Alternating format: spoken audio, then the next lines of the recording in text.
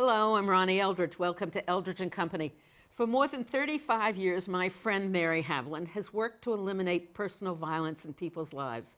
From her first job at Brooklyn Legal Services, she's seen the harm violence does to individuals, families, and society. And today, as the executive director of the New York City Alliance Against Sexual Assault, she continues that effort to prevent sexual violence through research, education, and advocacy. And she's my guest today. Welcome. Hi, Ronnie. How are you? I'm fine, thank you. We first met way back when you had left Brooklyn Legal Services and were Park Slope Safe Homes Project. Mm-hmm. And you put together a group, a coalition of people to reform criminal justice policy, Right. So we've been through a long time. Right. That must have been, I don't know, the mid-1980s, Yeah. I think. And then you went to law school, I which was did. always something that I envied so much. I Right. thought it was so brave and so great. I did.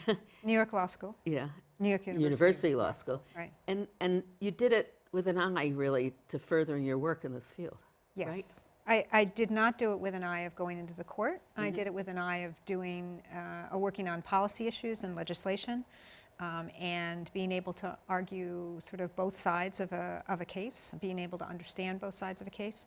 I also wanted more concrete criminal legal experience. I ended up working quite a bit to try to reform the criminal justice system with regard to domestic violence. Yeah. The legal services thing was a very interesting thing for you because you did go to court with I did. I was an battered advocate. women. Yeah, I was an advocate in those early days in the late 1970s, and I had some just horrific cases. I worked with Judge Fields. Worked with Marjorie for 3 years at Brooklyn Legal Services before I went to the Park Slope Safe Homes Project. And in those early days, I was accompanying victims of domestic violence to criminal court. And it was the very early days of the criminal court being forced to take cases. I don't know whether you remember, but prior to 1977, all family-related matters, short of homicide or attempted homicide, went to family court. And in 1977, the New York State legislature passed the right of election, which allowed victims of domestic violence to choose whether they wanted to go to family court or criminal court. And so there were a whole bunch of new cases going into criminal court, and the prosecutors really had no idea what to do with them, and domestic violence was just being raised as an issue. The first shelter was just being formed that year, and it was really the early days of activity around domestic violence. And God, it's been a big change, hasn't it? Over 2,000 beds, shelter beds in New York City for victims of domestic violence, specialized shelter beds, not homeless shelters, but specialized beds with all different kinds of programs. And then the law has changed substantially, allowing, for all kinds of protections in terms of prosecuting domestic violence and also in terms of access to family court. And police procedures. And police procedures. Really key, no? Right. So in the mid-90s, New York State passed mandatory arrest legislation, which makes domestic violence a mandatory arrest situation if it's a misdemeanor or higher. And that changed the police response dramatically to domestic violence. So, and even if an arrest is not made, in many cases, or in all cases, it's supposed to be in all cases, but in the vast majority of cases, domestic incident reports are filled out when the police arrive to a scene, even if the victim does not want to proceed with any kind of report or criminal. You work very carefully, closely with the precinct in East Harlem. I did. I did when I was at, I went from the Park Slope Safe Homes Project and then soon after that went to Connect. And while I was at Connect, in the early years of being at Connect, I set up a police precinct program with the 2-5 precinct in East Harlem. It was one of the highest domestic incident report precincts in the city. And it was the highest in Manhattan, as I remember at the time. And we started that project in the late 90s, in 1998. It still exists. It's still going through Connect. And we basically were trying to help anybody who had gone to the police deal with their situation. We called them back. after they had filed a domestic incident report, and offered them whatever help was necessary in their situation. Yeah, in their situation. And do you think more people now are willing to continue through the legal system, victims? You know, that's a good question. I'm not sure exactly how to evaluate that. The number of DIRs has really not gone down, and in fact, I think in recent years, although I'm doing more That's sexual. a domestic violence, domestic incident report. Right. The number of domestic incident reports has stayed in New York City around 250,000, and I think it's now more like 260 or 270,000 a year. So it really hasn't changed a lot in terms of reporting. But I do think there's general awareness that there's help out there for survivors of domestic violence. And there's more of a general awareness also of what domestic violence is.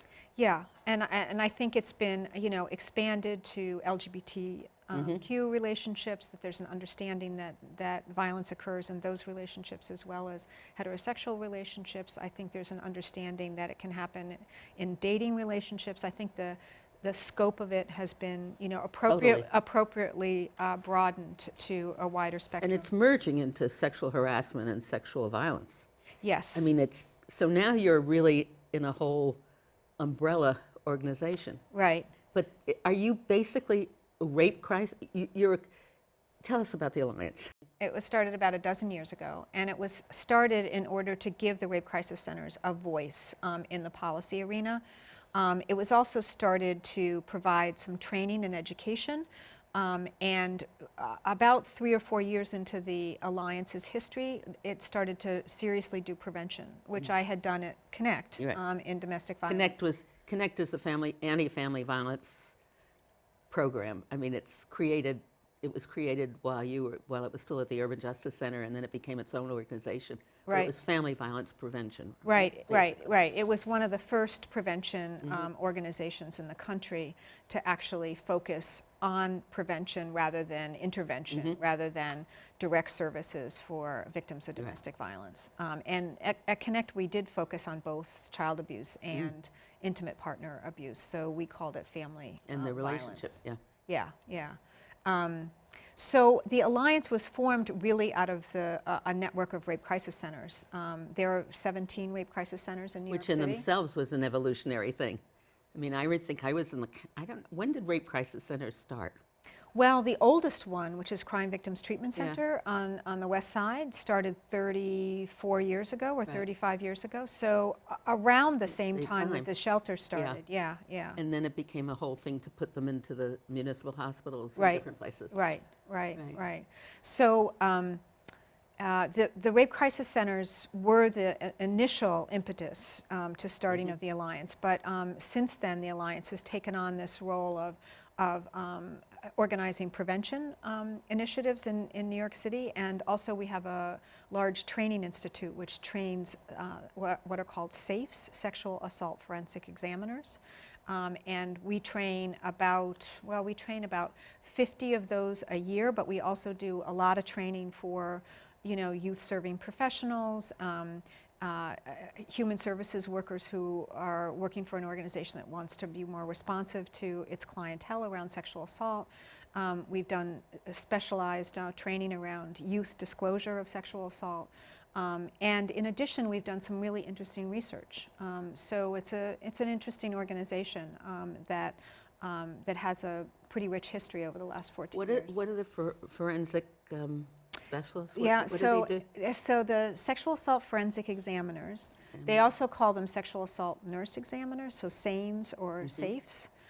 They actually perform the forensic exam in the hospital when somebody's sexually abused. So there are 17 centers, hospital centers in New York City that are what are called centers of excellence. They are certified by the New York State Department of Health to provide quality intervention services. And one of the services they provide is on-call 24-hour safes, which means that if a survivor of sexual assault walks into the hospital, they can expect one of these highly trained professionals to conduct the medical exam and also to take the forensic evidence. Is that most of the large hospitals? So it's the 11 city hospitals, and then there are 6 private hospitals that are centers of excellence in the city. And then other hospitals also often provide sexual assault services, but they might not necessarily have the whole program in place. So somebody doesn't necessarily know if they're going to a hospital that has it, but no, the ambulance drivers are instructed to take rape victims to particular hospitals. And police also know to send direct. Yes, but somebody who walks into their neighborhood hospital may not be aware that they're not walking into a place. One of the other requirements is that there be a rape crisis center on call, 24-hour call, so that when you walk into a hospital, you get those 2 responses. You get a rape crisis advocate, and you also get a safe examiner. I think back when I was younger, rape wasn't discussed that much, but it was so hard to charge somebody with rape and have a successful case. You needed to have a witness to the rape. Right. I mean, it was bizarre. Right. So that's another field that has really changed a lot. What the problem is, though, it's the attention to the problem, not the problem itself. Is that right? The attention to the problem. I think there's been intermittent attention to both domestic violence and sexual assault. No, I mean both of them. Yeah. Yeah. But I think there's been less attention to sexual assault than domestic violence until the last recently. Yeah, until the last maybe 3 or 4 years. Right. Yeah. And now we sing it all over, and it's getting so much attention. India and Pakistan and Africa. Penn State and Syracuse. The colleges. And now California. Catholic institutions. Right. So much more public. But what I meant was we are more aware of it, but are we necessarily diminishing the amount of occasions of it? That I don't know. That's a very, very good question. At least in New York City, the rape statistics have gone up in the last 5 years. There's been a consistent trend, and it's one of the only index crimes that has gone up. The other is felonious assaults, and a lot of that is domestic violence, actually. So we're seeing a reduction of other crimes in New York City, but we're not seeing a reduction of sexual assault. Any explanations for that? Well, some of it's reporting. I think that after the publicity of some of these high-profile cases like Penn State and the church and things like that, I think that survivors have been empowered and encouraged to come forward. I think that the sort of communal wrath or the encouragement from public response that this is untenable, that people should not suffer this kind of treatment or assault alone, has really encouraged people to come forward. Penn State, I think, has encouraged more men to come forward, interestingly. And the church. Yeah, and the church too. And so I think that there are probably more people reporting. I don't know whether that's the incidence. But the other thing I know is that the NYPD has gotten more proactive in its internal response to charges of rape. And so they are, beginning around 2008 or 9, the advocates wondered whether there weren't a lot more rape crimes that were being undercharged by the NYPD. So they've implemented a scrubbing procedure where they actually go through all the their records. Yeah, they go through the complaints and make sure that they're charged appropriately. So I think that that's resulted in more rape charges. We didn't mention the military. Yeah. Right, which is contributed to a heightened awareness around sexual. Yeah. So what kind of research do you do? So we have done a couple of research projects. One was in 4 schools in the Bronx, where we interviewed 1,400 young people around their experience with sexual violence, and found actually that 1 in 6 students had some sort of experience with sexual violence, which is very high. It's called Partners and Peers, and it's available on our website if people want to look at it. We did it in collaboration with Leslie Davidson, Dr. Leslie Davidson at Columbia University. And out of that report came recommendations. We also found that many of the youth who were surveyed did not report to parents, but reported instead to friends, and first, and secondly to trusted adults in their life. But that could be a teacher, an after-school person. And so what we've been acting on those recommendations to make sure that youth have the resources that they need if they are victims of a sexual assault. So how do we reduce the assaults?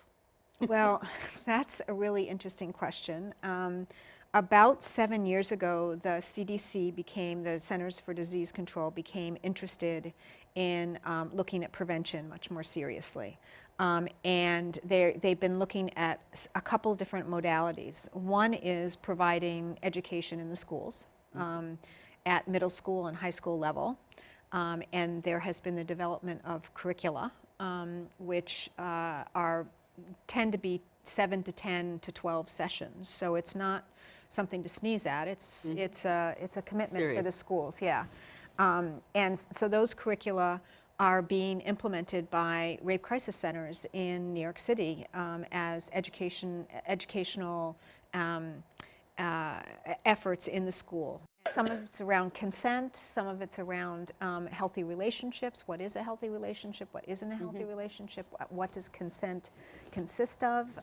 Does that mean you have to actually say words? Does that mean you just have to use your body language? Does that mean so there are discussions around those kinds of issues. And actually the curricula are meant for boys and girls together. Sometimes some of the curricula separate them, but they each get the education. So that's thought of as perhaps as hopeful prevention. The other thing that people are doing is what's called community mobilization, which is more what we were doing at Connect, which is environmental prevention, targeting the community as a whole and the stakeholders and leaders in the community as a whole rather than individual students. That also has been having some success. It's kind of like setting zero tolerance in your neighborhood for sexual assault. And what does it educate also? More people to identify it? It brings stakeholders into coalitions to work on specific issues. It raises capacity of local organizations to respond to disclosure of sexual assault, for example. The Alliance had 3 neighborhoods that were working on community mobilization projects, and one was focusing on high foster care placement and child sexual abuse.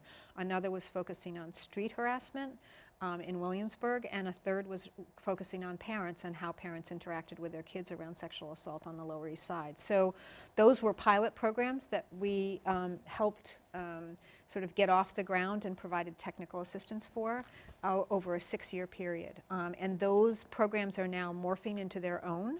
They were meant to be sort of grown up and spun off. And now there are several programs in New York City that are doing interesting prevention. Another thing I'll point out is that people are working in nightlife establishments to educate the staff of nightlife establishments to look for people who look vulnerable, look for people who are leaving alone, look for people who are really intoxicated and don't seem to be able to make good decisions, those kinds of things. And what I was going to say, what's interesting from the California massacre, what they call it, that the younger, do you see a difference with younger feminists? Do I see a difference? Wow, that's a fascinating question. Because they really they look at sex differently these days, it seems to me. And it's a whole nother discussion. I haven't fully absorbed the whole change from different generations. But after that massacre, there's this whole long discussion. I think it was called Yes, Say Yes or something, Yes All Women, Twitter, where they got into these whole discussions of misogyny and took it from, I mean, goodness, from everything, from office things and from quality of work and everything else. But the emphasis of it, of the feeling of entitlement of men, which is what they seem to be emphasizing. Right. Is that? tie into all of this? I think it does, but I think it always has. Yeah. I just think that this young man was much more explicit about Yeah. it than many others are. Was this young man a candidate for being a rapist? I don't, That's what I don't know. I kept thinking of that. I don't know. Too passive a person, most likely, huh? I just don't know. But he clearly felt, he clearly felt very rejected by women, and clearly his anger was targeted at women. Yeah. And but I think that's always been true, and is a lot of the motivating force behind rape? Behind rape and domestic violence, I think. Just general, yeah. Yeah, is an anger at females that is uncontrolled, but for years purposefully uncontrolled, or with support from our larger culture, uncontrolled. Right. They always said also that domestic violence incidents increased when the economy was really bad and people were under a lot of stress. Right. So it's anger too, right? Right. And it's anger, and it's pressure, and it's stress. So you resort. changing in role models. Now some women are making more than their husbands. I don't know what the exact percentage is, but it's not insignificant. And so, the expectations that men have grown up with, and the co-executive director of Connect talks about the expectations that men grow up with, and how they get stuck in these boxes, right, where they feel like if they don't perform in the ways that they're supposed to perform, that they feel like a failure, and feeling like a failure is sometimes translated into anger, and that's often translated into or targeted towards vulnerable populations. And so that expands the whole thing to the world we live in, the media, the way the magazines look, all those different kinds, the macho ads for the men and the ads for women to look this way. I mean, you get right. I find I'm an 83-year-old woman looking to look like a 20-year-old woman, because of what the constraints are with the acceptability. And those of haven't different changed things. as much Not as at I all. would have thought, actually. If anything that I notice about young feminists versus our feminist generation is that we rejected a lot of those sort of gender stereotypes of you have to dress a certain way, you have to wear your hair a certain way, you have to walk a certain way, and I don't see as much rejection of those stereotypic gender roles. You still see tons of evidence of pink and blue from the time that a baby's really young, and that those, I'm using pink and blue as a metaphor really for the way that gender stereotypes follow us right through our lives. And so young feminists seem to be able to believe in equality, believe in consensual sex, believe in nonviolence, but also want to be the appealing person that they're supposed to be. Right, exactly. So interesting. Yeah, it is interesting. So what do you think we're going to find next? I mean, where do we go from here?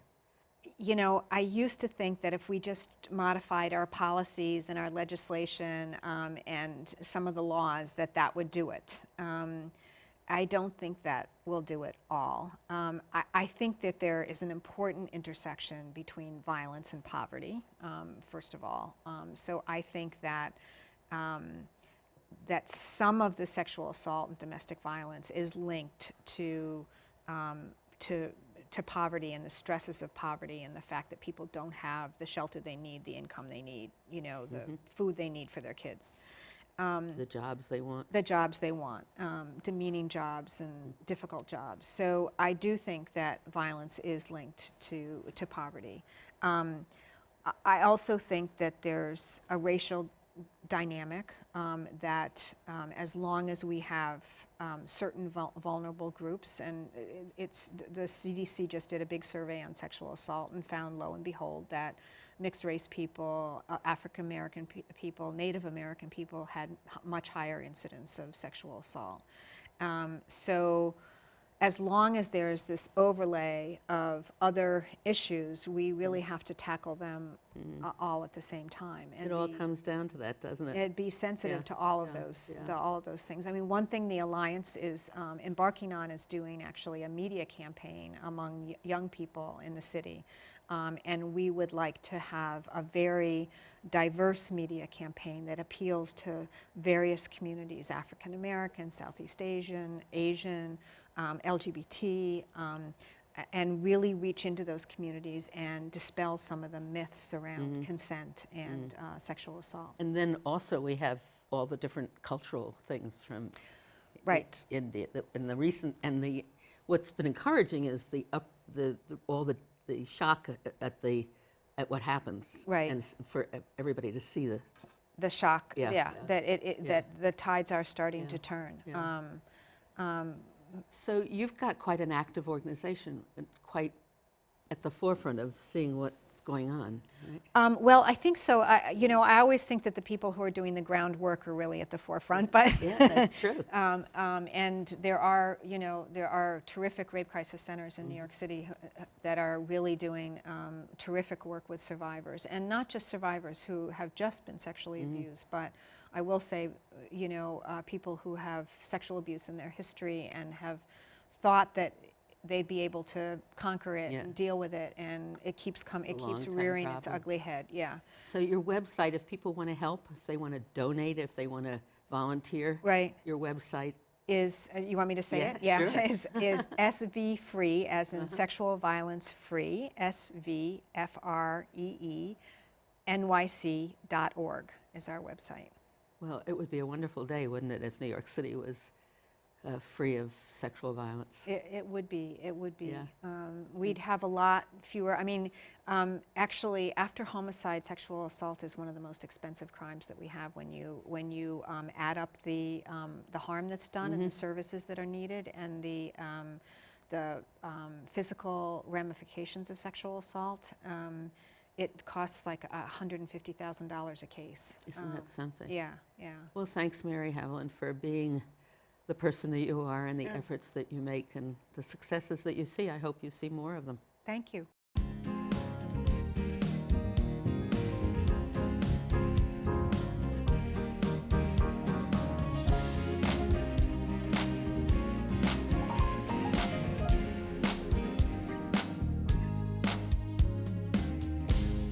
If there are any people you'd like to hear and topics you'd like us to explore, please let me know. You can write to me at CUNY TV, 365 Fifth Avenue, New York, New York, 10016, or you can go to the website at cuny.tv and click on Contact Us. I look forward to hearing from you.